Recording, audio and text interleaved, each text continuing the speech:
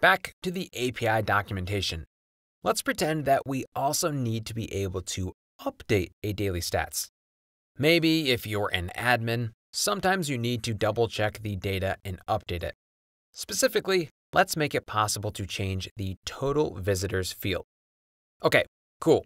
Updating is done via the put operation. Over in daily stats, under item operations, add put. Then, because this is the first time we will be denormalizing, copy normalization context, paste, rename it to denormalization context, and set its groups to daily stats :right. Take that daily stats :right group and put it above total visitors. Let's give it a try. No, it won't work yet, but it will kind of seem like it's working. Refresh the docs. There's our put operation. Execute the collection operation so we can get a valid ID. Perfect. I'll copy this 2020-09-03. Down in the put operation, actually, let me scroll back up so we can see that the total visitors is currently 1,500. Down on the put operation, hit try it out, paste the date string as the ID, and set total visitors to 500. Hit execute, and it works. Wait, it worked? No, it didn't really work. The deserialization process did update the daily stats object, which is why we see the correct number in the response. But it's not actually saving.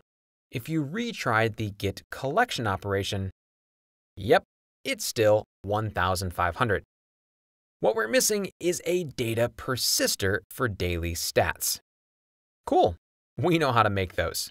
In the source/data persister directory, create a new PHP class and call it daily stats persister, or daily stats data persister if you want to be more consistent than I'm being. Make this implement data persister interface, then go to the code generate menu or Command N on a Mac and select implement methods to add the 3 methods that we need. As usual, supports is pretty easy. If a daily stats is being saved, we want to handle it. So return data instance of daily stats. Next, we don't actually need remove because we haven't added the delete operation. Oh, but first, I mistyped data. Anyways, down in remove, let's throw a new exception. Not supported. For persist, to truly make this work, we should open the fake_stats.json file and change its contents. But doing that would be pretty boring and simple. So instead, let's fake it and log a message inside persist with the new total visitors value. To do that, add public function __ construct and autowire logger interface logger. Hit Alt-Enter and go to initialize properties to create that property and set it. Down in persist, we know that the data argument will be a daily stats object. Add a bit of PHP doc above this. I don't need the @return, but I do want to say that data will be a daily stats object. Inside the method, say this arrow logger arrow info sprintf update the visitors to %d and pass data arrow total visitors for the wildcard. Let's see if it works. Move back over. I still have my documentation open, so let's just hit execute again.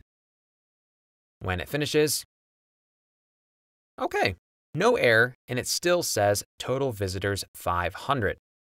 To prove that our data persister was actually called, go down to the Web Debug toolbar, hover over the Ajax icon, and open the last request that was made. I'll open in a new tab. This takes me to the profiler for that request. Go down to logs and perfect. Update the visitors to 500. So adding the put operation was pretty simple. And we could also use this to support the post operation if we wanted to allow new items to be created.